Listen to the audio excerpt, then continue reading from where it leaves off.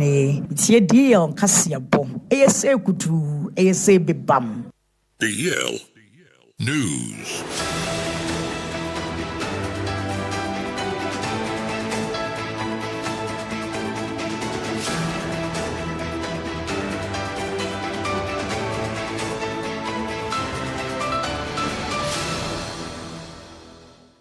Yamamo akwaba afitu bekane share yen e Facebook no so na afisi YouTube na kasebo no yemfa emu enchiremu emfa esemom yensha kasebo na se FM free fifi maten mekire Central Region na make say video bi etwagu awa ba fonten tanso a edi adanse yesen owura bi a ne den ede Samuel ama Adjoa bonam na ne say Kofi Nyan watimi ene abaya afi ne wanya mfinhia no dumiensa 13 years akana to form 80 abaya nantem sade asra adenti a ne nyina ne se ono ankasa atimi abaya we aduane adi ne din abeto dwasa abaya ne din de akua na asem yesiye ewo dwama eno no dodo na aka ne se Manford ewo Central Region fifi mantem eno no eben apam enanka ni kire mi say owura ya ne den ede Samuel ama dodo abonam na ne se Kofi Nyani o kire mu a abaya wanya mfinhia dumiensen no chese wa mana duane adi ayade opena asem pam na owie ye kire no ni sika ete Ghana cedis titi sika mu no eye ete Ghana cedis pe sika sika we na yira hrabasa wa pe kire kwanya pa ohun sika no no ohun say abaya ne den de akua yi ono na sika no watimi afesika no enti oginesika abaya yikyerem se dabi asam no nukure nim onfa sika bia sabe onye okromfo enti nsam na Mr Samuel ama dodo abonma ne se Kofi Nyan eka no nukure bia nim nti osere na da ebe yanka ontwaso na nkra betodwa ekyerem opani ne dende Kofi Nyan otonton abonsam taa yi bi na hona ye ghetto enti ho pa na oka kira abaya ne se wedie sabe aboa wo so ne hona ne homa so pam na se meton agyamwa na se ohwie mi nkwan gu a me ha me ho kotwa nam foforo bio me de ne beye nkwan enti we de sika na yira e kire din ha obia ne akire wonim de beye abaya ne se dabi e ho ana senior se ne wonim we de kire din ka no to fom bokọ ewura abaya yi ho na ono nso openi toto ewura no ho ma ne boxer short yi kwa akire kama oka abaya to fom e hye ase de fa abaya yachi ene yanya semkuma aya asagro openi Samuel ama dodo abonam na ne say Kofi Nyan afa bayi ewo nachi ene si akapem akapenya gro ene ya bi sense openi yi de na wuye ne nipa bi mpo atimi afa phone etwa e papa yi ebo na hom na ne say ene me no bada avia no pe akopem se dumienu bebo ade a wo ye me ya pa me pe wasem na so otumi awia me ete Ghana de a me manfa ho ni da ene metete papa ene medu dwuma ene me no da mo wahunu say yes me ne wada na next time obasa se wesu biewa a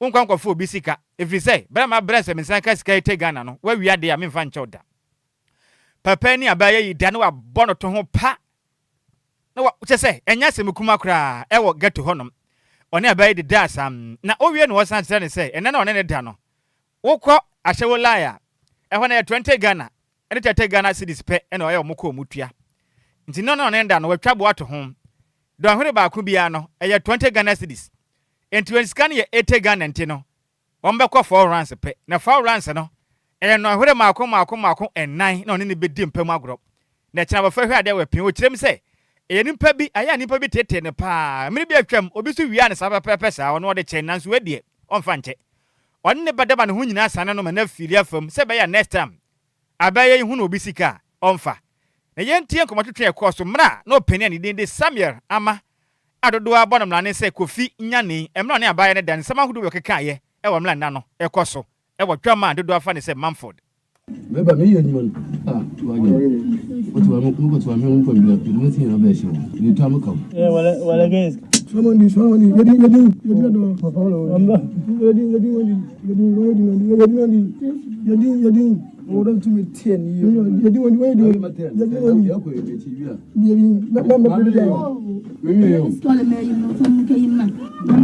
Can I know from him? Into Mamma, Scannon from me, wait, Montaco. I was could be at 200, I was could be at 200. William is going to do oh, Lindsay, oh, one Mamma, you made me hammer. Maybe if you out the Akashimi Demna, the video oh, what I owe. Oh, happened why they can see children. Let's say better them. Why they can see children? Wouldn't do ya, Mamma, the banner, the vehicle. We do it to echo. Next time I hear our baby, I, Miss Cabera Dam.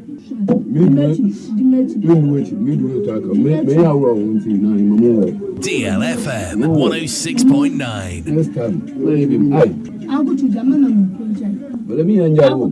And I am paying you. You some of them are so screen tended. If I was Kubia when I will be I saw work with your 200 trended. It is a Muya, Mansam you. You will bow between Fansan and Sora for the house. I know you will hear you. No, sir. You know what I say, Miss Canon from Mums can offer. Oh, Obialin which Obialin which Obialin which in the shop me which had 12 o'clock. Obialin which Obialin which when I know one could catch no one on the neighbor in Sally, you are going to catch Canaman from them. I'll go talk with you. Oh, because I'm so common. Let's carry the shiny for Chow, Chow, which your baby should want to blow them in your. I'll go with them, Papa. Go to me, tell me. Oh, Mutu then. I will go me. We are Tani, my own year, and I will mention some countries can interest can Amadin. May no wait me, I will email. DLFM 106.9. And Chinese can you shall walk 12 o'clock.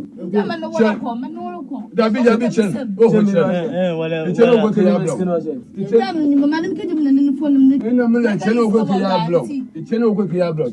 That you know, because I'm a Mr. Okay, Bram, Chiranda, because I'm a Mr. Okay, Bram, I mean, your uncle. If you know myself, your own Meduana, I will be 12 o'clock. Mean you, because the matter of it I am what now. Oh, may you bad, Medu Baruka. My old one.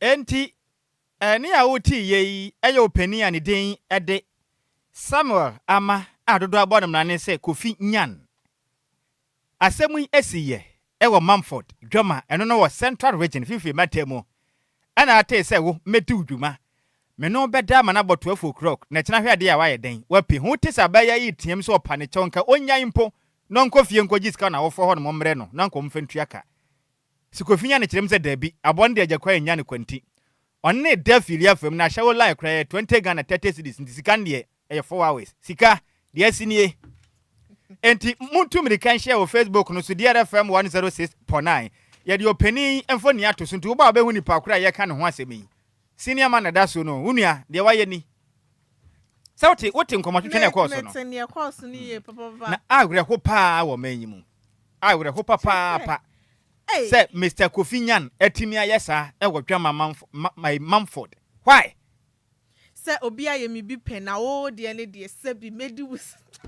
Just say me no dead track. I mean how? Yes Ramo, mo de montu me camera Facebook no so ye DLFM 106.9. Na ebi bisa me say na Nhyiraba na wo hobia na. Eno ho nsam na say wotie voice no. Ana me na me kan ye. Voice ne de waka no nsam na me kan no. You see? Me you le dead track out.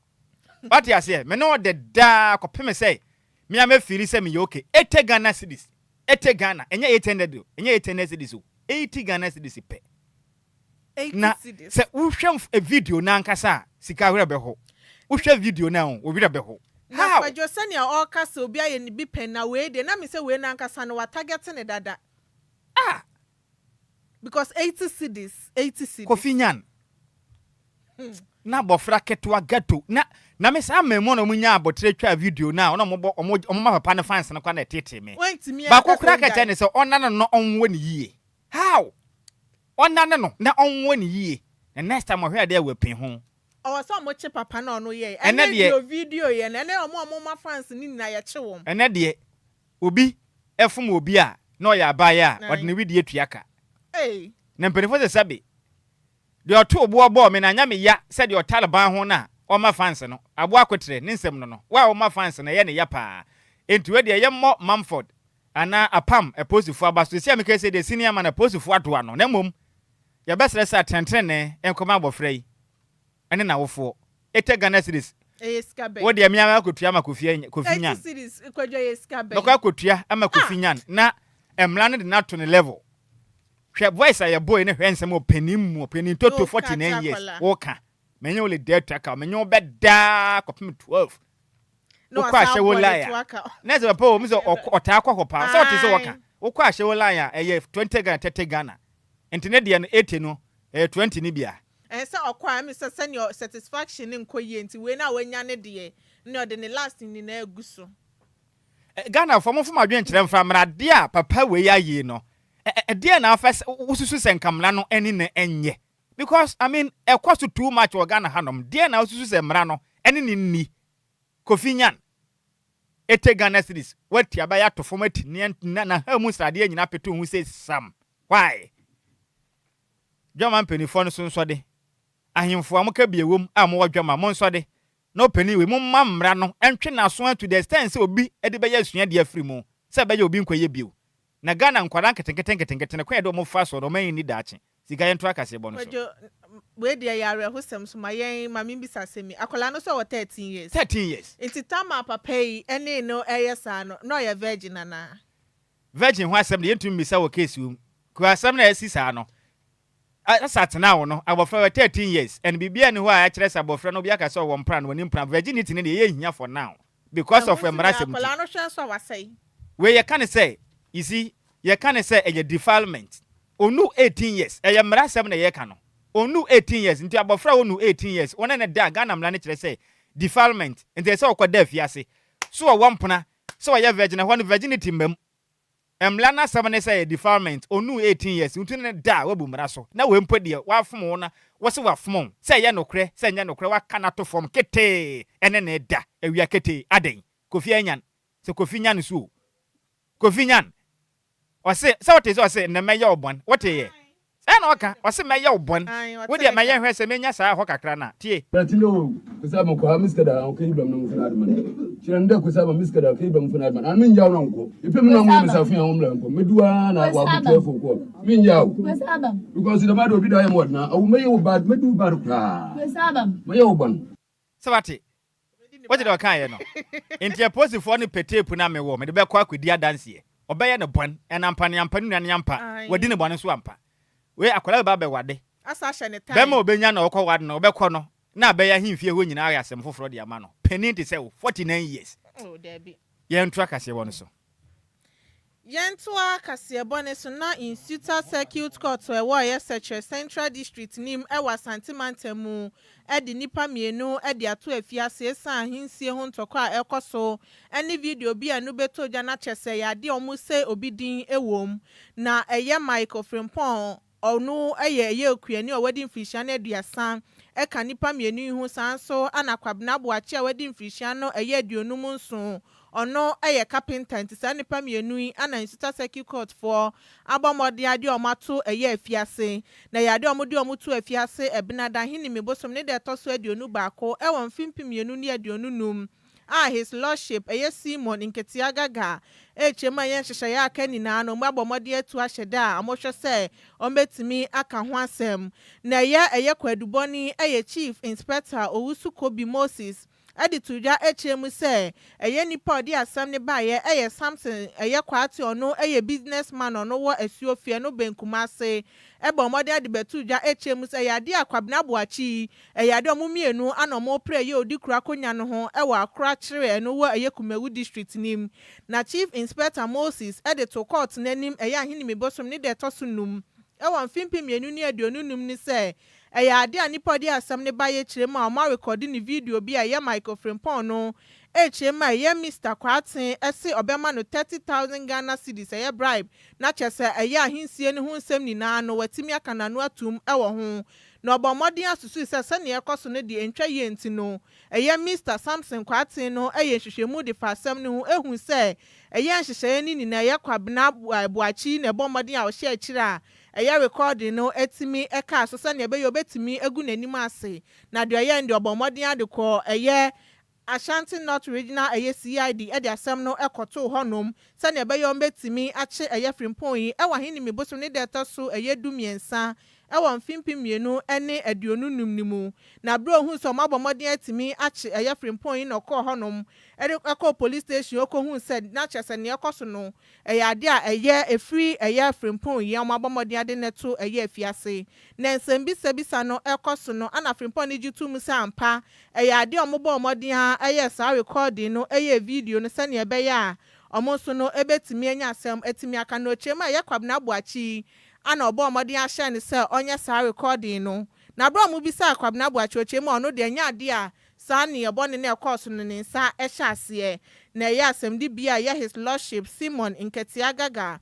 ana ɛhwɛ sɛnea asɛm no ɛkɔ na ɔkyerɛ mu sɛ baabi a sisi asɛm no adu no ɛnya ade a nipa mmienu yi ɔmbɛtumi agrante ɔmo bɛn nti na ɔmbɛtumi ahyɛ afiase hɔnom kɔpem sɛ ɛyɛ ahene mi boso ne de ɛtɔ so aduasa ɛwɔ mfimpi mmienu ne aduonu num a ɔmɛto asɛm na hyɛ no ɔmbɛti ɛda ne du hɔnom a ɔmo baa na afei ɔmo de ɔmo ade srɛ no ɛtumi aba yɛnto akaseɛbɔ no so na yɛnkɔ so anyina mu ɛwɔ akyase kyɛ nsɛnsɛm mu am na yɛgyina mu ɛwɔ nkrabopere mantam ne agu so agyina mu ɛwɔ court nsɛnsɛm mu na aka ne kwankyerɛfoɔ panin ɛde ma National Service Authority ɛno no ɛyɛ asɔeɛ a ɔman Ghana obi kɔ school na owie pɛ na ɛsɛ ɔkɔkɔ yɛ adwuma a ɛhu bɛhia sɛ obetumi ɛkɔakɔsom ɔman Ghana ban ti no ɔbɛkɔ hɔnom ɔmo na ɔhwɛ nipa ntotoyɛ so adwuma kuo kra ɛsɛ wɔkɔ mu kakra yɛ sika nketenkete aban de bɛma nipa na akɔpem sɛ ɔbɛsom afe baako ntam awie na ɛnka kyerɛ mu sɛ meke sɛ gifty ɔwale mensa maame ɔna na yɛ aka ne kwankyerɛfoɔ pani bɛdi akyire ne papa yi anasɛ maame sika bi afa ne nsase a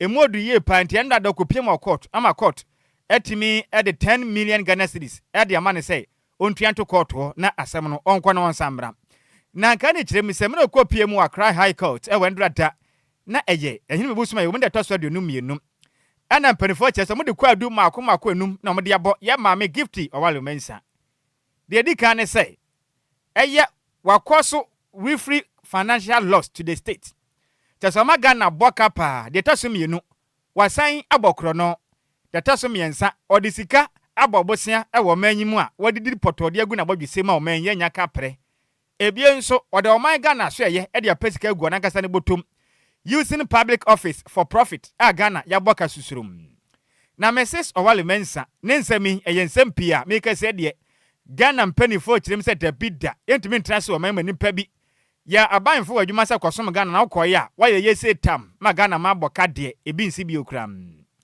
na meke sɛ no ayade a NCA anasa NS mpanifo akirem a ɛka aba no anya kaketoa ne nyina ne sɛ ya maame gifty Owale Mensa akane na ɔyɛ kwankyerɛfo pene be de akire edema National Service Authority no ɔmo kirem sɛ ɔdnipa maako 180,000 edin ɛkɔhyehyɛ akatua homam na sa nipa no emma mpanifo trase yɛhwehwemu no na emu maako 98,000 pɛ na yɛ no kra sɛ sa nipa no ɔmo yɛ adwuma a yɛtua ɔmo ka na mom de aka ɛboro so no ɛyɛ 82,000 sa nipa maako 82,000 no sa ɔmo sika ne nyina no ekogu mpanifo bi botom ɛwɔ mayi mu a yɛ maame gifty Owale Mensa sa sika no yɛ ne dia a Ghana fo sika nkakra tete de tua sa adwumayɛfo ne ka no ɔbɔ mu sɛ to edi bia nyuma ede hwe ono na busua ene ne kunu makoye nsempim na hwema wo da beto dwa abalo ya panin a ono kwansi oswafo no ene hwe oman Ghana atante ne so akirem se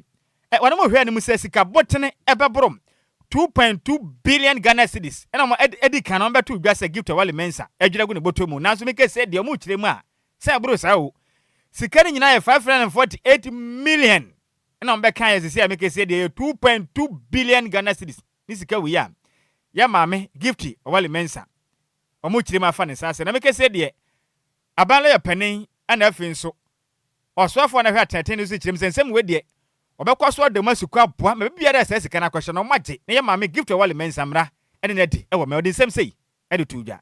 Ladies and gentlemen, prosecutions have commenced in the SkyTrain and National Service scandals. In the case of the latter, we have filed charges against the former Chief Executive Director, Osea Sibe and his deputy, Gifty Oware. Charges are being prepared against the rest of the public officers and the so-called marketplace vendors. In all, we intend to file about 10 cases in the NSA scandal and will use some of the public officers and vendors as prosecution witnesses. Now, this is a strategy that is working very well for us, and we intend to continue to use that strategy. In a situation where there is a small criminal among big criminals and the small criminal knows a lot, it is better as a matter of prosecutorial strategy to use a small criminal to get the information in order to be able to succeed, and that is what I'm doing. Also, I wish to announce that the Auditor General has conducted a forensic audit into the NSA, the National Service scandal, and the total amount of money stolen or illegally spent now stands at 2.2 billion and not the 548 million that was uncovered by my investigators as at June 2025. And then, ladies and gentlemen, I have here a copy of the Auditor General's report. Again, painstaking investigation is very important in criminal matters. And so, based upon what the Auditor General has done, and this is a forensic audit, okay? Forensic audit means that they've gone beyond what ordinary, auditing would have done. And so, we are going to, based upon this, in some cases, amend our charge sheet in order to bring fresh charges. Eni a woti ye eya ban lawyer penny onu kura nso ena yo soafo a ohwe atetere ne so ne den edo nimnyamfo Dr. Dominic Ayene Yantua Kasiabone so na enkanim na hyebedwani edima nya so tuom eye Dr. Dixon Adomako Kisi abekasa edi afa eye kwan ya etuototo ekoso ewo garu echemu se ban sen ana nipa numbi etimi nya etu anu ntino mototototuo ewo monten so na okasa ewo de ekoso na ochemu se neba ne sempa na ntse nipe etimi enya tuo bia entimi enka ho asem so mobomode anom timi ye hwehwemu etifa asasem no wesan se so mofa abefo kwan so bi te se ye mobile phone tracking na enu betimi abo mo metimi ehu nipa omudi isa abone no matimi ede omakoto afiase no chema ohwese ne omutututuo na se eye mobile phone tracking no ekoso enu betimi ehu emra omutimi ko eho no mom kotututuo no sanso na course ahodo a eye omo ye no etimi efa so omutimi ye ko call no ewo phone so se ne be ye no so no betimi atrack ni na ye mra si ye eni nipa na nkasa na otimi edi bone no no chema ye de ehunu apa ana ebe ampotemo sanso ana ha adwin ye pa esa se koba so obi ekitatuo na so tututuo wo monte so yetimemfo ne so dan ana mo beka na de ehunu anso aba national security ne so nto mo bomode ana mo nye hwehwemu emfa asem ne ho esa se so hwenkrofo a omukite se tuo na omototo wo monte so no krampo na ye professional any former legislator ne krampo na nya ade a se tuo no betimi ato inteba ne se no mu do mu nya esika etimi koto se tuo no mu didi boni sei ewo man yimu nto de nsem ade ato security agencies for anim se emamo ntena asem ne so mmomode ana mu nya hwehwemu efenfa asem ne ho no mo nhwe sa tentene ne ebetimi akoso de nsem sei ade tuja. I wish to have a gun, but I cannot afford me. So I'm coming back to your point that, listen, it's a lot of man hours to have the kind of money unless Boko guns are cheap. So I'm really hoping, and it's quite unfortunate that the state machinery should not come and whitewash this. We want some detailed investigation, those behind all of this. In terms of even the mobile networking, they should be able to capture. They know what it is. All you need to do is to scan the area as to which mobile phones were in the area at the time. Then track phone calls to those numbers to get not the guys that shot, because the guys that shot are likely to be contract killers. DLFM so there's somebody 106.9 really intends to do, and then find out whether a certain number called them and whether that number was within that location at the time when the murder occurred. You get it? It's very, quite a simple thing to do, really. But well, they'll tell you. That is my biggest issue. That how come? Because I cannot afford, and I think I make some small good money, and I cannot afford a gun. Eni ya uti ye eye nkanim na hyebedwani edima enya sotium eye Dr. Dixon Adomako Kisi. Yanto akasiebo no so de momfa nwure mu ewo my Ghana ye mra hye bedwafie na make say demokuma o mahye bedwam wanu mpa no dini eyo niminyamfo Alexander afenyo kwamena osahene Markin onu kran se bahye bedwane edema de hia wanom ewa afutu edensem atodwa ikirim se odesomwo pa ede ebo National Democratic Congress NDC amanyukwe ene omaga ne mampani John Dramani Mahama na okirema wanom eye nyatwompa ede afa Human Sexual Rights and Family Values Bill Adjoa kan say LGBTQ bill no amu kiremu say wanom eye nyatwompa ede afa sa esensem no ho na okirema de ntia mansam we nyina si ene ye ndra da na ye wuku ada emra ena no Adjoa dai na beto odwa kiremu am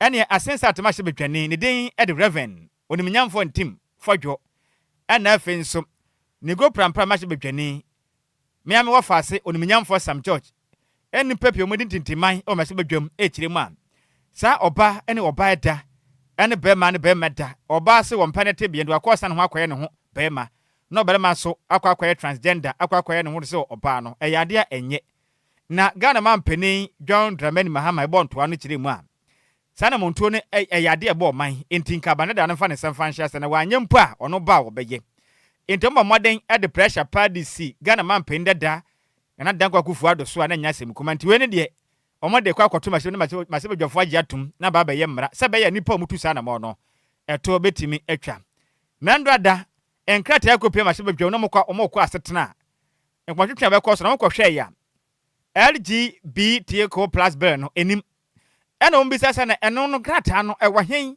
eyede nene oba no oba da ne bema no bema da ehon krata asem no ehwe agira yehuna kire kwan enti mo kire bebie wo enti me kasanya asem kuma ne ekoye nsempi e mahye bedwam a ene ye confusion esi ye no e wo for parliament nyasem kuma ne no no ni mnyamfo Habib Idris onna o kire mu no sode ye ena wase munya abotre na obisa sa na enkrata no wo hen ya tena se ba bedi nkomo ne ba ne sa na magidi afiri enkomotwetwe ba bekoso na emu ne no ena first deputy speaker Honamo Bernard ehiafo ekirem se depi de entia afiri nkrata ne mu nyina ne se mahye bedwuma cha mehene ede ade srade ato eye parliament cracker ni misemo mode na onyi fanfiri mefi se sa enkrata no administrative collections bi wom ese mo trase yensa kira kakra nkra bi wom na sa enkrata asem ne se da nimu nti onyi nto ntanyansa na mo yahwehwem kakra fanfa ho ansa na mo de akoto mahye bedwafo etia bubu ne no ena nsem wei ankwa dom kuma ne de ena oniminyamfo Alexander afenyo Markin kiremu a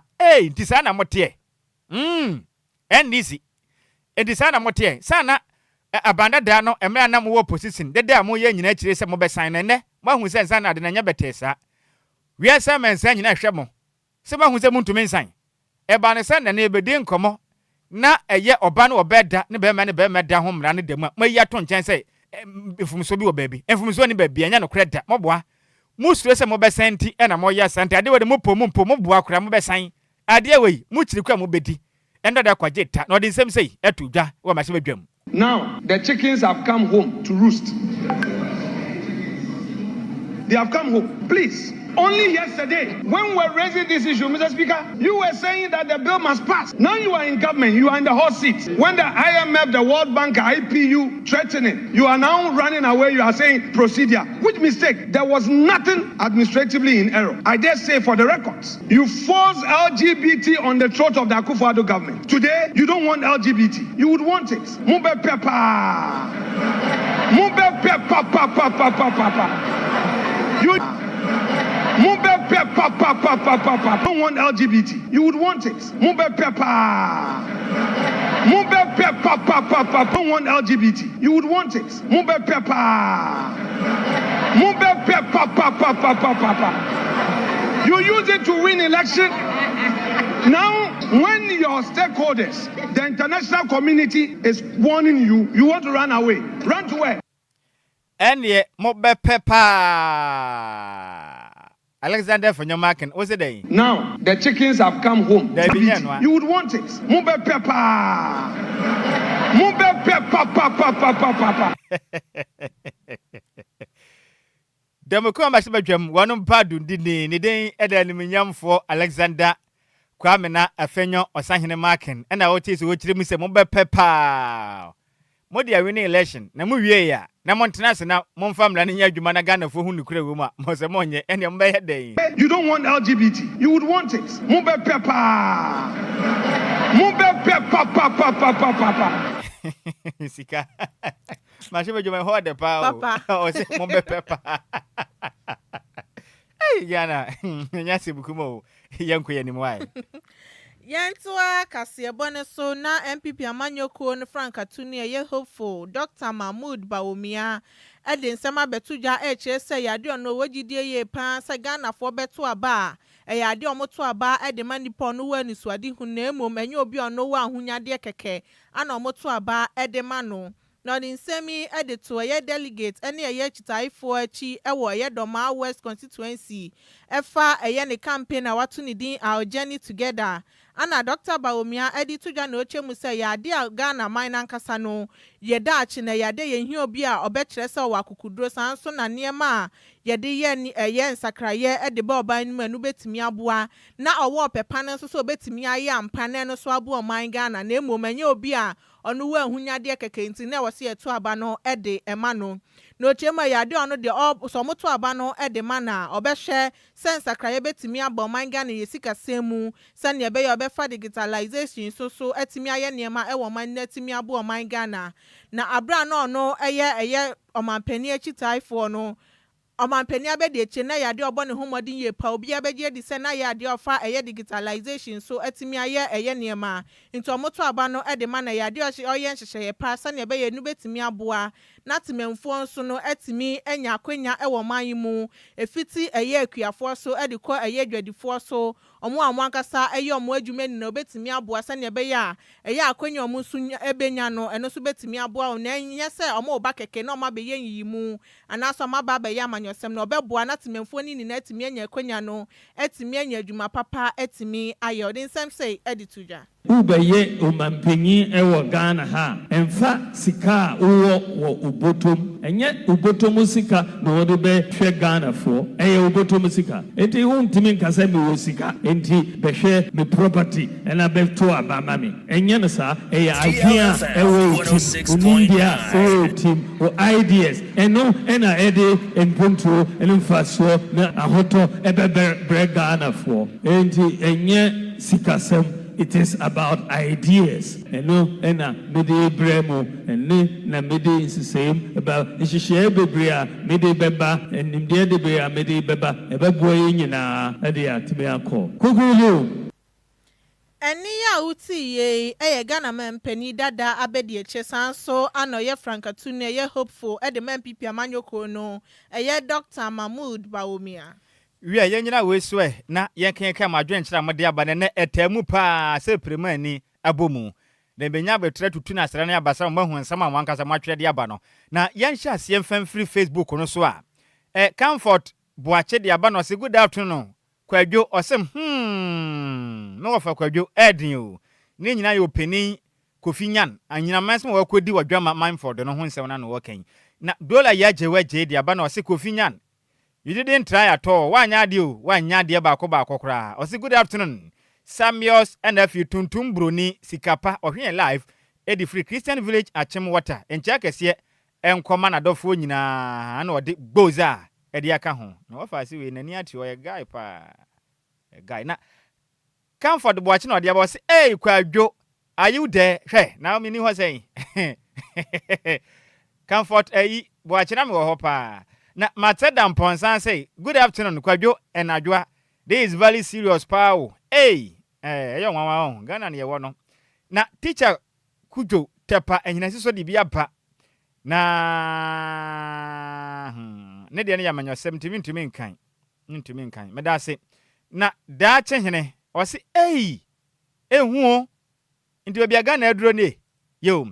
Samson a junior purpose the abano say good afternoon dear yanso ya chia pa junior purpose yamichrawo ofosu James and also ofasame or say ofasame be in fact the guy didn't try cry I say he has to face the law of here life edi free obom menim say obom anase obom dia mate the webjan onim bia wo hye nti de ode bae no na makan no ana manka ne yi ye wo buo mu wo kaswa side ho bia ne de ne yo obum bia me na minim ho nti akoye spellings nde yo obum ba minim se yo buo mu de a nti senior Ofusi James makanya mam na Gideon tekwa de aba na say for me de ye straight to jail bro Kwadwo we de ye fiase yemfa ne nkwatum obi anso so no so no we de anyamansem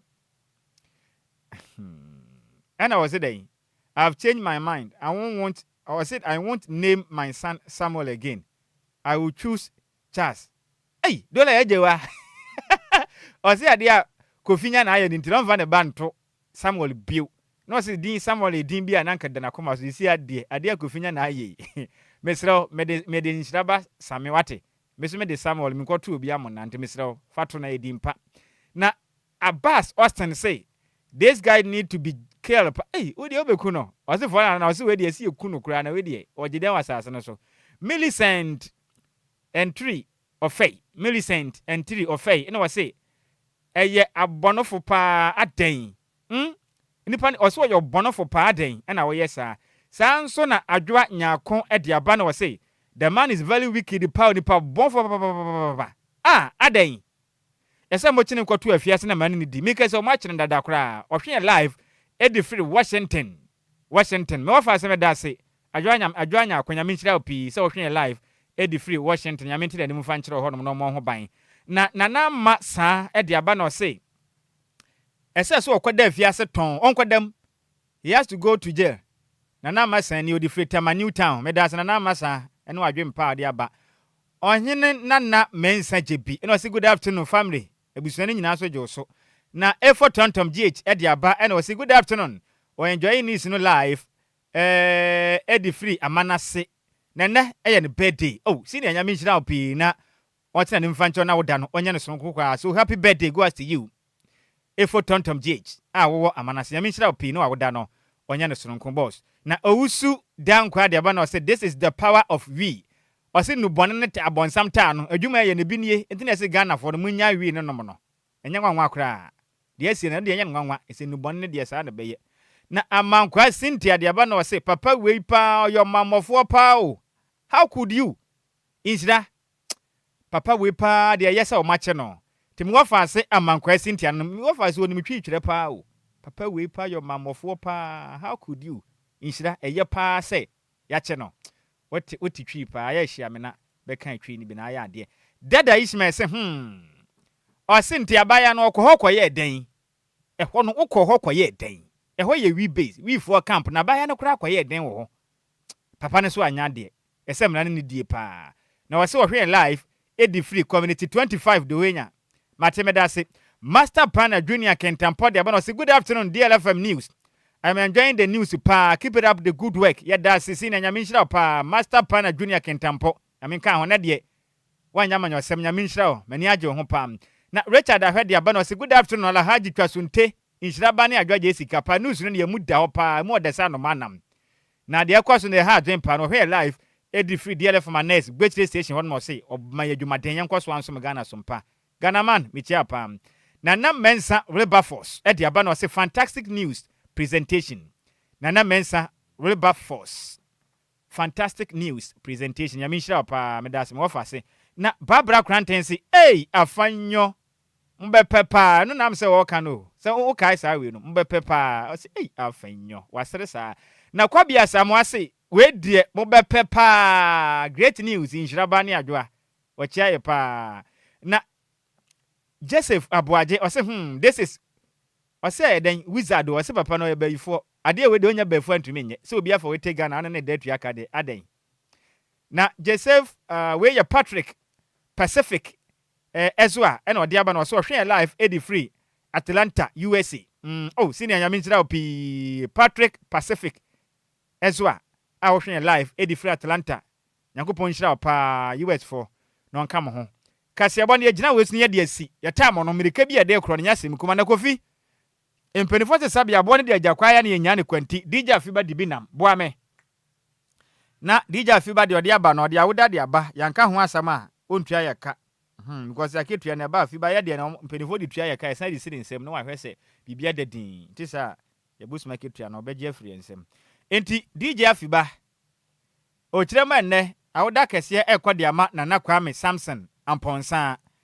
Nana Kwame Samson Amponsa dodo afra ne se SK na wono wowo aboko bi apreku na wo chirema nne eya pete so senior na mi nhyira opa no tene nim fa nkyerem na o tene mpa bon Yankopon ma divine blessings and afin so Yankopon ma ne nhyira emu emra wa brabo so na wo ye nhyira na da che nyina na Ghana fo nyina hu se yes we yo poro we a big man we a electrician ECG wo bo adwuma pa mesrew aya fafie na manyinam kana mpese adwuma kakra bi be ye ho kakra ma me nti ene eyo birthday Nana Kwame Samson Amponsa dodo abro ma ne se SK wo aboko bi apreku nyame nhyira pi no awoda no onya ne soronko Yankopon tena nim fa nkyira woda we ne de Yankopon nhyira wa DJ Fiba se won pene so happy birthday go to you me wo fa ase a wodin ete Nana Kwame Samson Amponsa wo aboko bi apreku nyame nhyira pi no tena nim emfa nkyira woda no oba no enye soronko kura na we de tosu bio ekode ama Mr. George Opoku wo dansoman na mom boss me frɛ ho de hye no ehwe na ufre so Mr. George Opoku wo dansoman enkrabo premantem akra wo ye de hye konkron de ma boss me frɛ ho ewa sentimentem ene yo pede so senior twede ampo Yankopon onte de mu fa nkyerɛ wo ompagya wo emfamfra adomu enkwadomu na wo nhida emusu pa na onto opono watemfo anim na onfa ne nhyira ne nwesra no mfo apampam na wo nhyira ne muso happy birthday go to you Mr. George Opoku wo dansoma na mom wo ye bosome frɛ ho de hye konkron nyame nhyira opa na woda wi no onya ne soronko na nhyira ne muso na enye mpiri na wiase nyina hunu se twede ampo Yankopon den ene ode ehye so happy birthday once again go to you Mr. George Opoku wo da dansoma no bosome frɛ ho de hye konkron no wei every gangster cat otenkura gangster cat otenkura oko jiabu kra no se jamfa birthday wei emfa ma no pe wasem Yankopon ehyaw na onye wo kese sikansa kase bo na yawie anabia ka akire bia ka de be hye fridge enimre be da ho ye be pa ho ntoma nsam ne de bia si sembo ne ebugu so ekoso a enimre be di ho nkomo aha nti kase bo no nsam ho ana na guy no free hin woni mu no me sheda nim no ada na bisa so free hin afi ba nkasa wo akire ada na bisa so free hin the first picture na ya me fe sa wabudu ama na asem na me bisa sometimes ade e fa kan fo mfanti fo bibia waka picture ni na ye me fe the picture ni ye fe o se ne watimi a kire sampa o ye electrician adwuma wo ye no ye me fe aya de adwuma ni na ye fa na say picture no twa wo ne kire se adwuma no ye na ye me fe enti adwuma mu ho na ye wo fe ana sa crash na nkasa na ho na ye wo fe boro so debi picture na keke na ba no ho fo picture we kofi kama debi ba ko na ogina ho na oye adwuma eno na de na aka ho asemi we ni ofe pa o me fe enti ka metumi wo be ho na kira kwan ana na kwa bɔ na ba so ade na waye ka wo be odi na be pia nimre yo na Kwame Samson Amponsa Sikapa se menka nso so wabudu ama kwadwuma o se udwane usiro kra wo be waye na Kwame Amponsa Sikase ade a waye no wa hye na nimunyam be ma de adwuma ye mfansie ma yehu wo ye ECG fu adwuma ye ni enti waye ade pa nyame hia no ho ye ne fe pa enti ye sore so pe ye kwaje na mana fidi ja fi ba woni anu adi nkomo wo lunch ne ya fa ho Sikapa betua ba prepare chire me bia ye din ana me boa kase bo ne ye de asemu semufo ne ye maze me beratwe ne se mo ede ema yo tomro sia ho fedua no tuntum se wo wio betene so ana masode na bema obo ada wo fia ba kope ye friend ansroja wotunu tu a akrabo na sei enya nipadua ho hwe ye friend abonsam posuro Mr. Frank Jerry dodo abodom na ne say champion tailor de ekopie mu wo Facebook and YouTube akasebo no winya bi ehweye na DJ Zigibi Mr. Samuel Akwa ema na friend ne say Ozigios echintu afiri ni funu makasebo ne mu da hokro gen DJ Afiba ebo ye ho ba huhu de ma ya wie na akenkafo mienu a ye hone tian sentem beso mo no di amaje so ye wo fa Nhyiraba Kwadwo Sammy bia abofo nyina di ma yawo mene me wo fa ase ba Adjoa Agyei Sikapa enti eye Kwadwo ni den Adjoa kasebo ye bra so ho na e ba na Adjoa Silky one hwan ne hwan sexy journalist ana afi Kwame Fu Na Adjoa no otena radio no so radio no wa na aye den. One out toy. What the one saka? Ye betu de. Mamra aye den. Anyway di. Patupa metiri se na mani age. Wo se na Adjoa ye obi a otena se a oye obi a obomra ne. Ade a hinta na oka ho nsem. Daddy Lumba na bakwasem a eno na aye dictionary gu ne trim e na oda na die. Ono wo hwe krata mu kenkan. Evi se onim de woka. And was soon at the data into what Nasi on the warrior. Ope fans, on fan fans, and fan Niagara, Miss Row, one of my name in Yasem.